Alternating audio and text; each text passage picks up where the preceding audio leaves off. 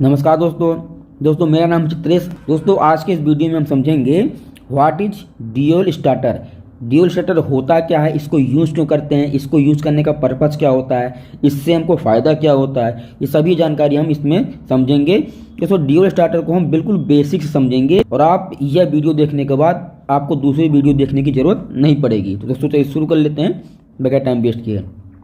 देखिए, अगर dual starter का फुल फॉर्म की अगर बात की जाए तो इसका फुल फॉर्म होता है डायरेक्ट ऑनलाइन स्टार्टर। ठीक है, डायरेक्ट ऑनलाइन स्टार्टर इसका फुल फॉर्म हो गया, डायरेक्ट ऑनलाइन स्टार्टर। अब दोस्तों इसको यूज़ क्यों करते हैं?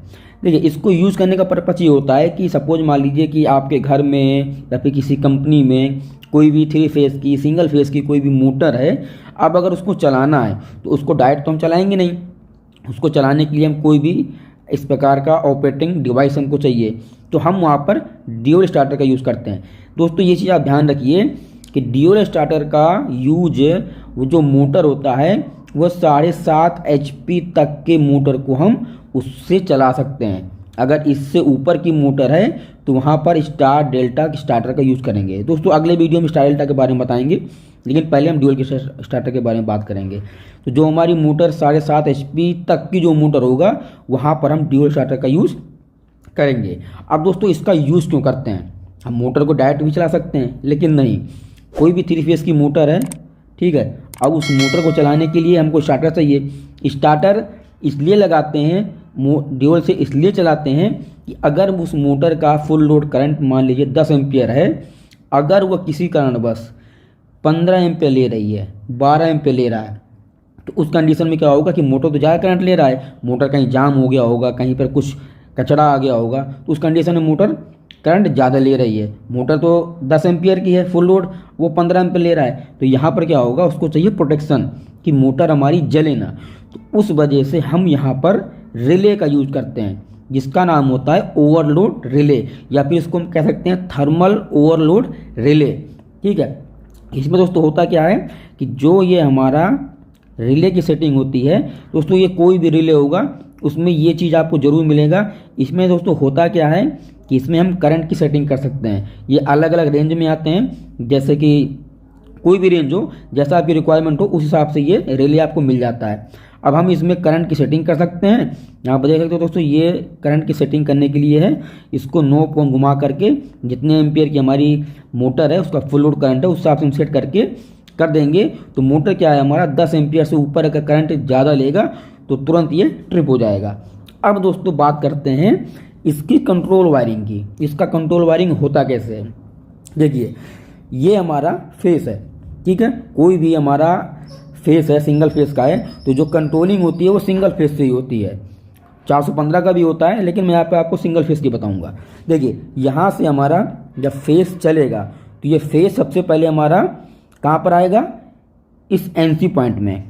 ठीक है, एनसी पॉइंट में। दोस्तों एनसी पॉइंट क्या होता है? देखिए, एनसी का मतलब होता है नॉर्मली क्लोज। ये दोस्तों कुछ इस प्रकार से होता है, ठीक है।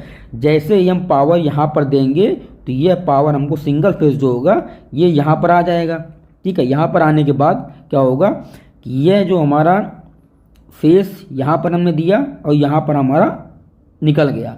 अब ये रिले के जो 96 से 96 से जो वायर निकलेगा ये आएगा सीधे हमारा एनसी में, स्टॉप की एनसी। ठीक है, स्टॉप की एनसी।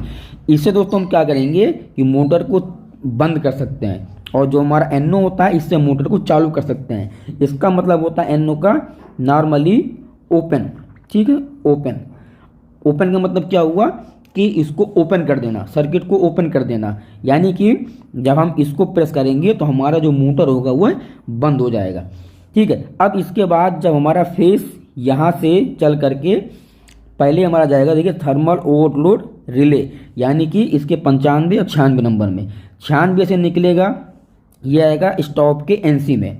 स्टॉप के एनसी में आने के बाद फिर ये हमारा आएगा स्टार्ट के एनओ में। ठीक है, स्टार्ट के एनओ में आने के बाद दोस्तों देखिए, पहले ये ओवरलोड रिले से निकला, फिर ये स्टॉप के पुश बटन में गया, फिर उस पुश बटन से फिर गया है कि यहाँ पर ये स्टार्ट के पुश बटन में, यानी कि यहाँ पर।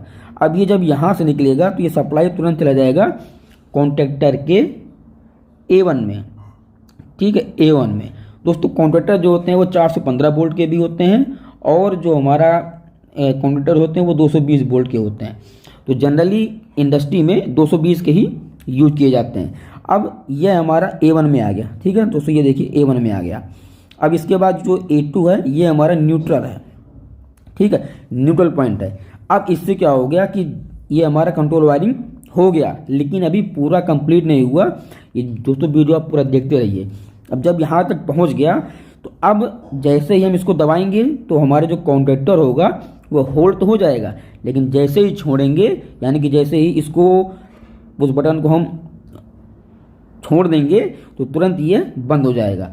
अब आप सोच रहे होंगे कि इसको कंटिन्यू कैसे इसको ऑपरेट करें। आप ये भी सोच रहे होंगे कि हम जब इसको छोड़ देंगे तो कब तक हम इसको दबाए हुए खड़े रहेंगे। कुछ ऐसा हो सकता है कि हम इसको दबाएं और मोटर हमारी चल पड़े, जब हम इसको बंद करें तभी ये बंद हो।